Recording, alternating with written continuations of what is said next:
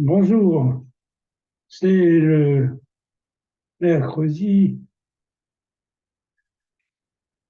d'avril, 5 avril aujourd'hui. J'avais hésité longtemps avant de publier ce livre que j'avais intitulé Le retour du Fils de l'homme. Comme le Christ a promis, il reviendra vers nous du ciel avec gloire et son règne n'aura pas de fin. Alors, après beaucoup d'hésitation, j'ai décidé de vous parler de ce livre que j'ai écrit il y a fort longtemps. Il constitue un ensemble de communications que l'on pourrait considérer comme messages que j'ai le plaisir et la grâce de recevoir au cours de mes méditations. Ce n'est pas facile de comprendre ce que l'on reçoit lorsqu'on est un simple mortel, un peu perdu dans ce monde plein de contradictions. Les autres livres que j'ai publiés sous le vocable des enseignants du ciel, les messages cosmiques, je signalais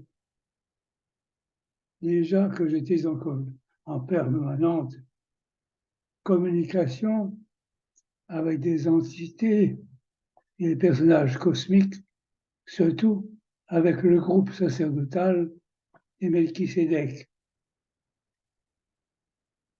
De ce fait, j'estime utile de me dire transmetteur de la connaissance véritable, d'essence divine absolue. Je revendique un peu ce droit. De nature méfiante et assez incrédule, à cause des caractères hors du commun de tout ce qui l'ont me dicté, j'ai hésité. Il y a eu des périodes de doute qui me laissèrent dans une sorte de désarroi, de doute. Je ne savais plus à quel sein me vouer, comme on dit. La douleur physique, les souffrances que je subissais, qu'elles soient d'ordre psychologique ou spirituel, me crucifiaient en quelque sorte. C'est ce que l'on ressent. C'est ce que j'ai ressenti tout au long. J'ai connu depuis la mort de ma mère, alors que j'avais que 5 ans, et que les douleurs de souffrance et malheurs de toutes sortes m'accablaient, je ne m'en sortais plus. Tout s'est aggravé au fait que, au fur et à mesure que je croyais que la foi m'était revenue depuis que j'avais été à Lourdes, j'éprouvais un sentiment de doute encore plus fort. À bien des reprises, j'ai voulu cesser ces contacts que je croyais pour utiles avec l'invisible, ne trouvaient aucun but à mes yeux, et je doutais. Mais je me suis attaché à les écouter, en, en prendre conscience, à méditer là-dessus. Il est utile de savoir ce que le mot parousie veut dire. Selon le dictionnaire de la Bible du chanoine Crampon, la parousie est un mot prestigieux pour les chrétiens de l'âge apostolique qui attendaient le retour du Christ dans l'appareil merveilleux des théophanies pour exercer ici-bas le jugement de Dieu sur Israël et sur toutes les nations pour instaurer définitivement le royaume et assurer aux gens humains, à l'humanité, l'accomplissement de ses destinées. La parousie est une forme théologique, un terme théologique.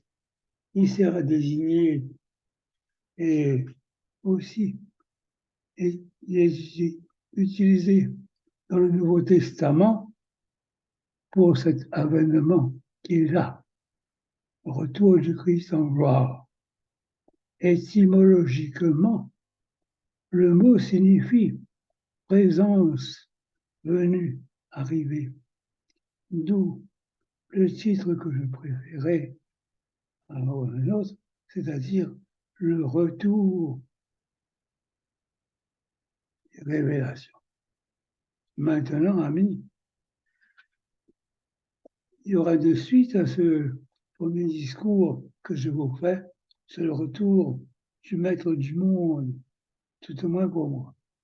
Parce que je sais au fond de moi que le maître, le grand créateur, le grand Manitou, le Dieu suprême, a laissé en nous une particule de sa divinité qui fait notre force, qui crée en nous le doute, qui crée en nous la division, mais qui est là, qui nous assure que nous sommes bien comme son Fils Jésus, Fils de Dieu aussi, d'une certaine manière. En attendant cela, c'est cette foi qui me, comment dirais-je, je vous souhaite bonne journée, un bon courage. Soyez forts pour assurer les jours qui arrivent et qui ne seront pas faciles politiquement parlant, et sur d'autres termes, à cause de l'entêtement de certains ministres ou ministères qui tiennent la tête hors du marasme. Au revoir, bonne journée.